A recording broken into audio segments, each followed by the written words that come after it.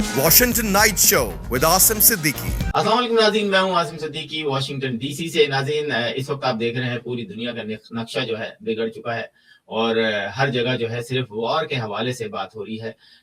जब Iran Israel पर हमला करता है तो सोशल मीडिया भर जाता है। जब इसराइल ईरान पे हमला करता है तो सोशल मीडिया पर एक वाइब आती है। फिर उसके बाद अमेरिका जब ईरान पर हमला करता है तो फिर एक जो है खबर सोशल मीडिया पे भर जाती है। फिर उसके बाद झूठी खबरों का सिलसिला बहुत तवील है।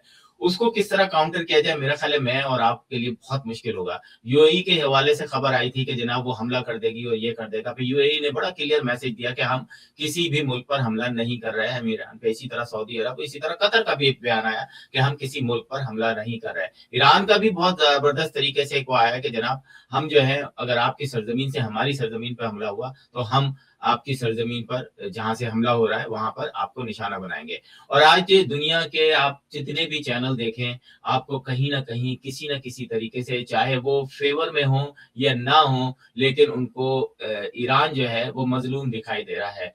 दुनिया के बहुत सारे ममालिक ने आवाज बुलंद इस बात का एतराफ किया है कि ये जंग जो है ये गलत है, ये जुल्म है ईरान के ऊपर के। और अमेरिका के अंदर ट्रम्प साहब को बहुत ही कंट्रोवर्शियल किया जा रहा है और इस वक्त उनकी मकबूलियत बहुत कम हो गई है।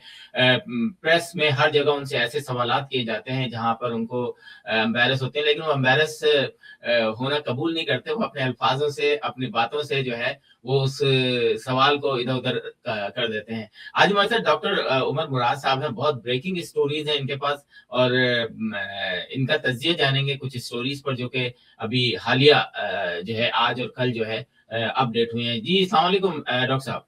जी अस्सलाम वालेकुम आसिम भाई। डॉक्टर साहब क्या कहेंगे, ये जो अभी 24 घंटे के अंदर जो नई डेवलपमेंट हुई है वो हमारे नाज़रीन को बताइएगा।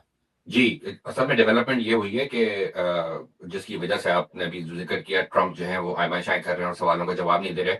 उसकी वजह यह है कि पहले हफ्ते अमेरिका ने और इसराइल ने मिल के जबरदस्त बमबारी की और वो बम मारे B-2 बॉम्बर से, जिनको हम मोएब कहते हैं, मदर ऑफ ऑल बॉम्ब्स, जो कि 200 मीटर नीचे जाते हैं। तो उन्होंने पहले उनको गिराया उन्हीं जगहों पे, फिर दोबारा उन्हीं जगहों पे आके उनको गिराया और फिर तिबारा उनको उन्हीं जगहों पे आके गिराया। और ये वो जगह थी जहां से मिसाइल लॉन्च हो रहे थे और इनके ख्याल में मिसाइल लॉन्च इन्होंने अपने रोक दिए थे। यानी अब ईरान जो है बकौल इनके 90% डिस्ट्रक्शन हो चुकी है, अब ईरान मिसाइल नहीं मार पाएगा।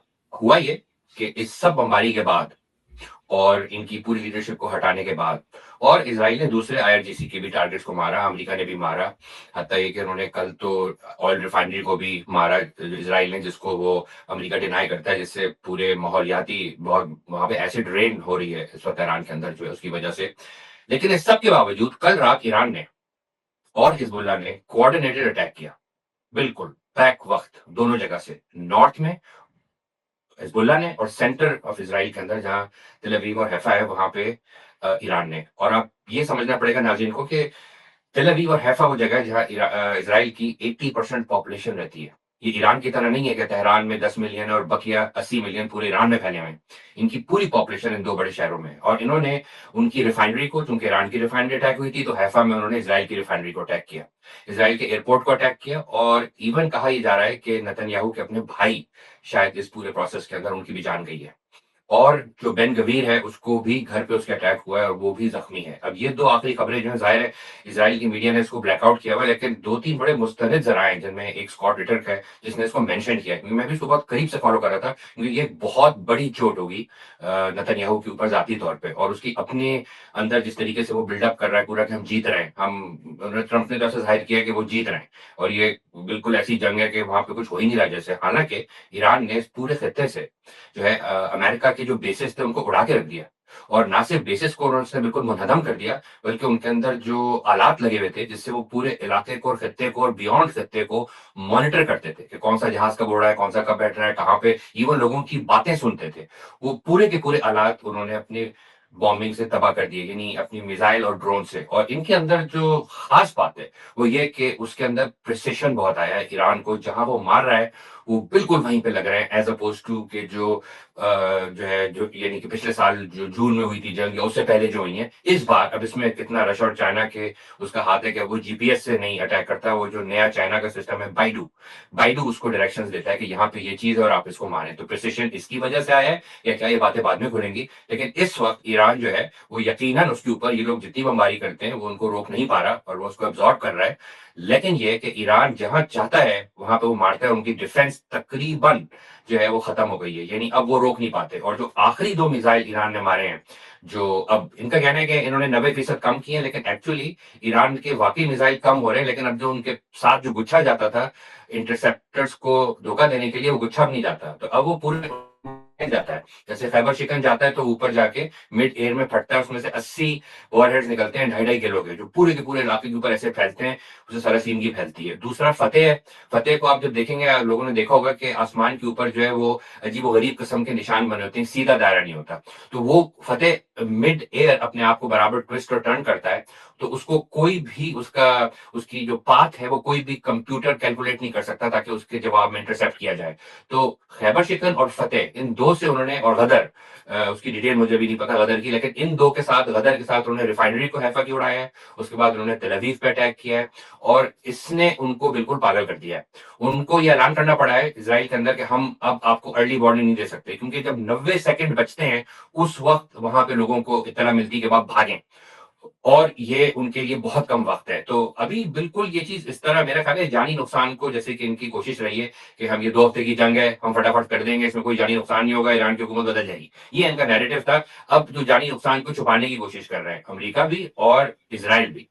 लेकिन मैं अभी बहुत सारी वीडियोस देख रहा था, उसमें एक चीज मैंने एक देखी कि ईरान ने अपने तमाम शहरों से जो कैमरे हैं वो डिसेबल कर दिए हैं, इंडोर और आउटडोर। जो पूरा ट्रैफिक कंट्रोल करते थे, जो आपके सिक्योरिटी के लिए लगे थे, पूरे ईरान में हर जगह से फौजियों ने वो कैमरे उतार दिए हैं। और इसकी भी वजह यही है कि वो कैमरे हैक करके यहाँ की, उनको कैमरे लगाने नहीं पड़ते थे, उनको सिर्फ हैक करना पड़ता था, और आपको नहीं पता कि आपके कैमरे हैक हो रहे हैं और कौन सा हो रहा है। और इन्हीं कैमरों की वजह से कह रहे हैं कि ये जो है, जो इन्होंने बम मारे थे जिसपे जो है वो शहादतें हुई थी, वो इन्हीं कैमरों की मदद से जो है वो ये सब हुआ था। अच्छा, आखिर में बस ये बताइएगा कि अब आने वाले दिनों में आपको लगता है कि अरब कंट्रीज में भी इसी तरीके से इसराइल वो करेगा? क्योंकि इसराइल ने तो, सॉरी, ईरान ने बड़े क्लियर कह दिया कि हम नहीं करेंगे अनटिल अनलेस का कोई हमारे ऊपर नहीं करता है। सऊदी अरब, कतर, कुवैत, इसरा, क्या कहेंगे इस पे आप?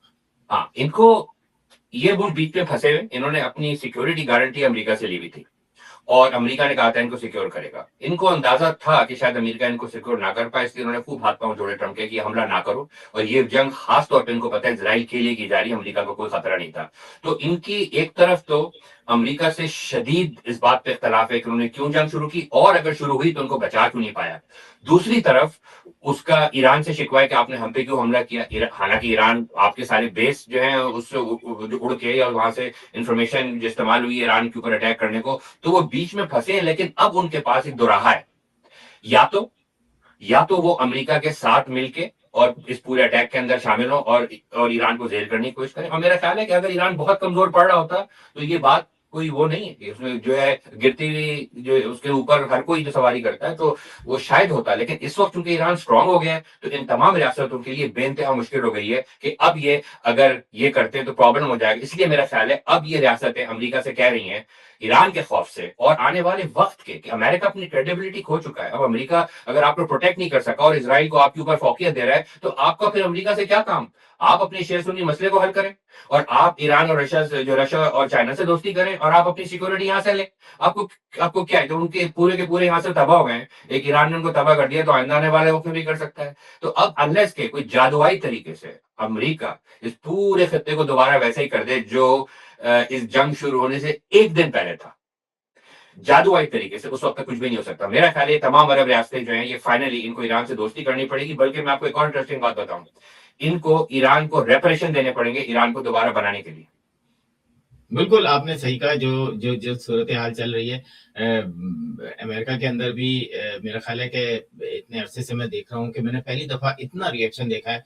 हमने यहाँ पे देखा कि जब बहुत सारी वॉर हो चुकी थी यहाँ पे इराक में, या ईरान और इराक की वॉर, फिर उसके बाद जो है दूसरी वो अमेरिका के अंदर इतना ज्यादा वो नहीं था। अब अमेरिका के अंदर भी लोग सोशल मीडिया पर आ रहे हैं, और जो सबसे हैरानकुन बात है कि वो सोल्जर्स आ रहे हैं जो ऑन ड्यूटी और ऑफ ड्यूटी हैं, वो भी सोशल मीडिया पर आके अपने गुस्से का इजहार कर रहे हैं, फैमिलीज आके अपने गुस्से का इजहार कर रहे हैं। तो नाज़रीन, ऐसी अपडेट्स के लिए देखते रहिए कैपिटल टीवी वॉशिंगटन। आप हमारे यूट्यूब चैनल को क्लिक करके दोबारा भी ये शो देख सकते हैं, और अगर आपको ये शो पसंद आता है तो आप इसको आगे अपने दोस्तों के साथ भी शेयर कर सकते हैं। मुझे और डॉक्टर साहब को इजाजत दीजिए। खुदा हाफिज। खुदा हाफिज। Washington Night Show with Asim Siddiqui.